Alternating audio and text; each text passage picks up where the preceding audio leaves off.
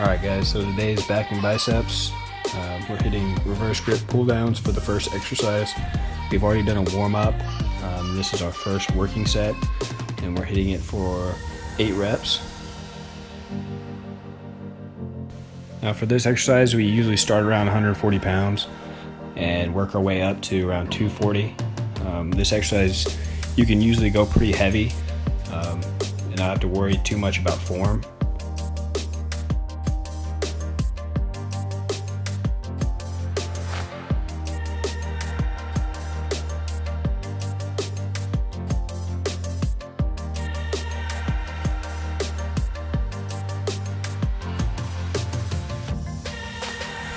Alright, so we just finished up with the reverse grip pull downs and we're jumping right into the lat pull downs. On this exercise we're just flipping our grip and holding it out wide. Now this exercise, as well as reverse grip pull downs, you don't have to worry too much about staying upright. You can really lean back a little bit, really arch your back and squeeze.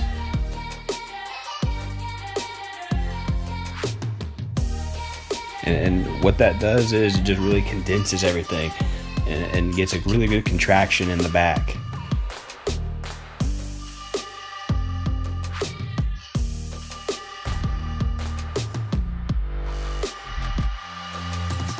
And of course we've already done 2 warm-up sets, anywhere from 80 to 100 pounds, and now we're jumping right into 4 working sets, going from 140 all the way up to 240.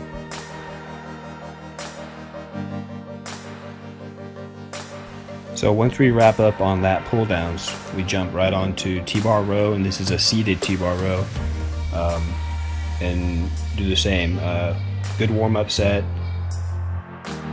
Once we finish our warm-up sets, our starting weight's anywhere from 140 to 160, and progressively move up, usually stopping around 240, 260.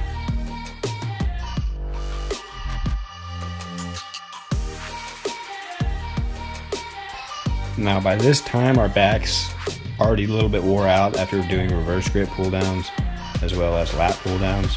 So it's really just getting in there and getting it done and moving on.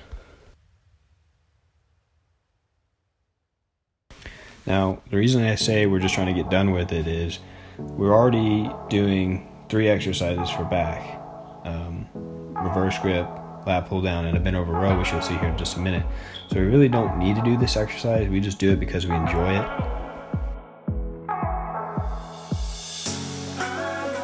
Now here's the final back exercise, which I was talking about earlier, which is the bent over row.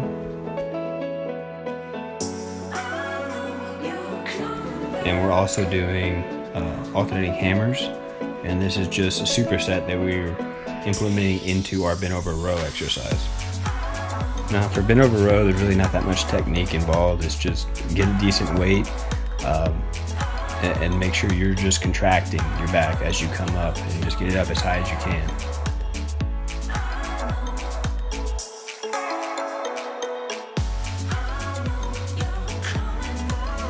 And like I was saying, we're supersetting hammers with the bent over row. So as soon as you drop the weight for bent over row, you immediately jump onto your hammers, 10 each arm.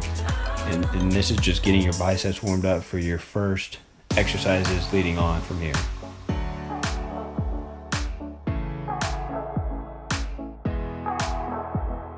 And like I was saying earlier, for the bent over row, there's really not that much technique, but one of the biggest factors to get a good contraction in the back is keeping the elbow as close to the body as you can.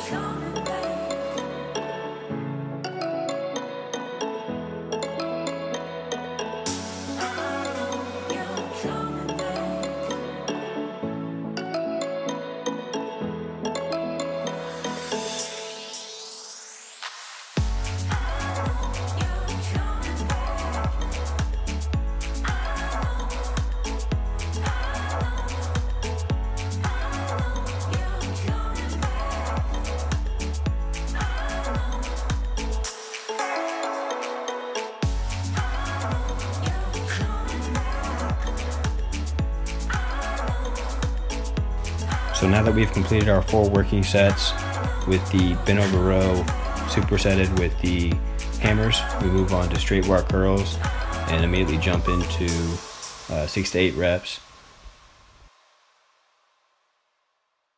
Now, just like the other exercises leading up to this, we're sticking to the 4 working sets as well as a few warm-ups as needed.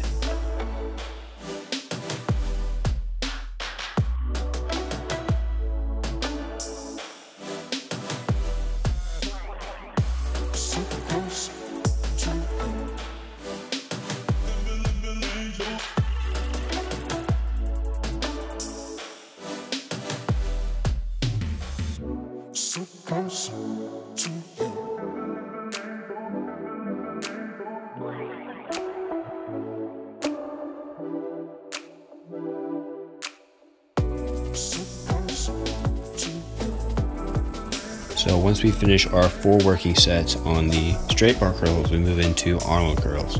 And this exercise just isolates each arm. So by this time, our arms are already pumped up, you're ready to go. So we usually just do 4 working sets right off the bat and just get this exercise over with.